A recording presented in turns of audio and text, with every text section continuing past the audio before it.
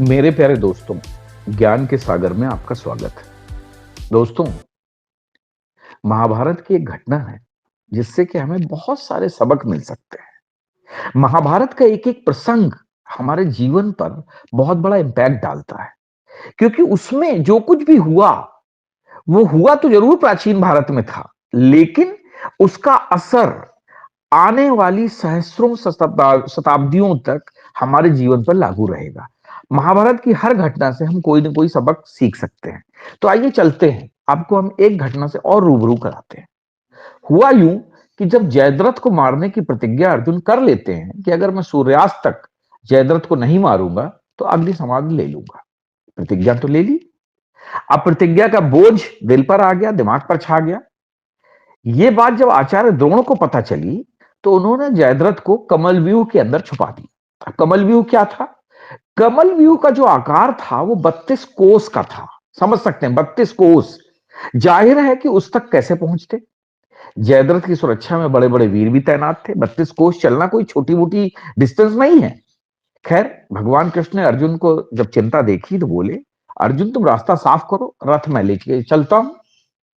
भगवान कृष्ण ने रथ भगाया, अर्जुन ने अपने बाणों का जो है उपयोग करना शुरू किया, संहार करना शुरू किया, लेकिन संध्या हो आई, फिर भी 12 कोस की जो डिस्टेंस थी वो रह गई। अब अर्जुन बहुत ही चिंता में कि अगर थोड़ी देर और बची है, अगर मैं जयद्रथ का वध नहीं कर पाऊंगा तो मुझे अग्नि समाधि लेनी पड़ेगी, क्योंकि मैंने प्रतिज्ञा ले ली है। भगवान कृष्ण जो थे वो रथ से उतर गए। अर्जुन ने पूछा, केशव ये क्या? कृष्ण ने कहा, देखो अर्जुन, घोड़े दौड़ते दौड़ते थक गए। अब भगवान ने आगे जो बात कही वो हम सभी के लिए बड़ी विचारणीय है। भगवान ने कहा, अर्जुन, तुमने मेरे उपदेश पे ध्यान नहीं दिया। युद्ध के शुरू में ही मैंने कह दिया था कि देखो, तुम प्रतिज्ञा करने वाले होते कौन हो? तुम तो निमित्त हो। यदि तुम प्रतिज्ञा न किए होते तो अब तक तुम जयद्रथ को मार चुके होते। तुम्हारा ध्यान एक तरफ सूर्य पर है, दूसरी तरफ तुम्हारा ध्यान जयद्रथ पर है, इसीलिए तुम्हारे निशाने चूक रहे हैं। तुम्हें जो कार्य करना चाहिए वो कार्य तुम कर नहीं पा रहे हो, क्योंकि तुमने मन ही मन एक ऐसा लक्ष्य तय कर दिया है कि जो लक्ष्य अगर तुम असफल हुए तो वो तुम्हें ही नष्ट कर देगा। तुम्हारे मन के अंदर जो भय है वो भय ही तुम्हें हरा देगा। भगवान के वचन बड़े सारगर्भित थे। कभी कभी जीवन में हम अपने ऐसे लक्ष्य तय कर लेते हैं, ऐसी जिद पकड़ लेते हैं कि उस जिद के चलते ही हम अपना विनाश खुद करने लगते हैं।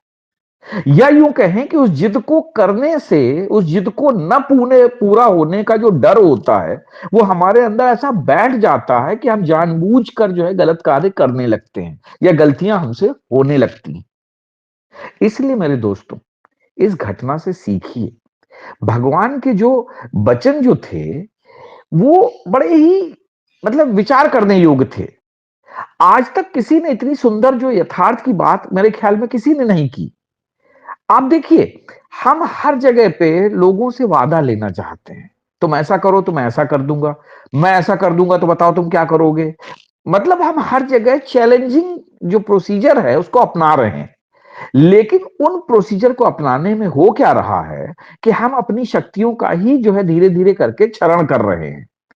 आप समझिए, आप अपने जो कहते नहीं, गीता में लिखा हुआ है, स्वधर्मपि चावेक्ष न विकंपत्यु महर्षि धर्म्याधि युधाच्छेयो अनंत छत्रिस नता विद्यते। यानी कि अपने खुद के धर्म से तुम्हें हिलना नहीं चाहिए, क्योंकि न्याय के लिए किए गए युद्ध से बढ़कर एक क्षत्रिय के लिए और कुछ भी नहीं है।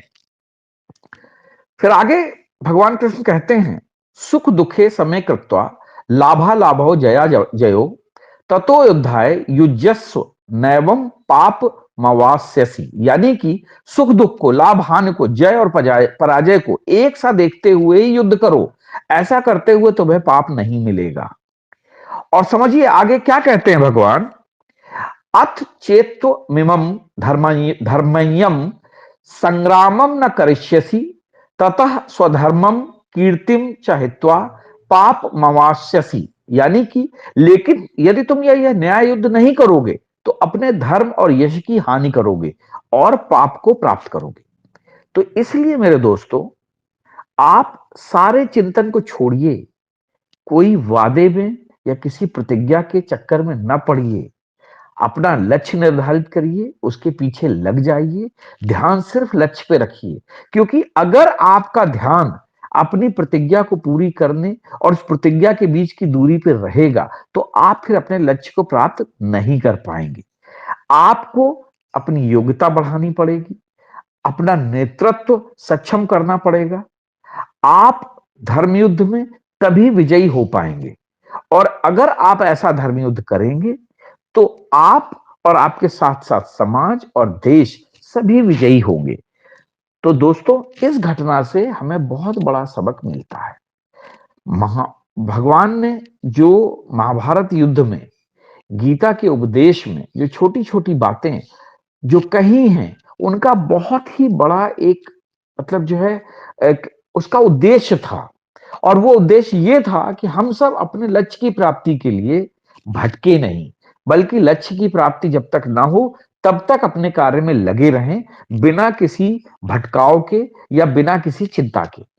मुझे लगता है दोस्तों, आपको मेरी बात अच्छी लगी होगी, समझ में आई होगी, और आप भी अपने लक्ष्य को प्राप्त करने के लिए बिना किसी भटकाव के अपने कार्यों में जुट जाएंगे। भगवान कृष्ण ने अर्जुन से कहा था, इन बातों को आप समझिए।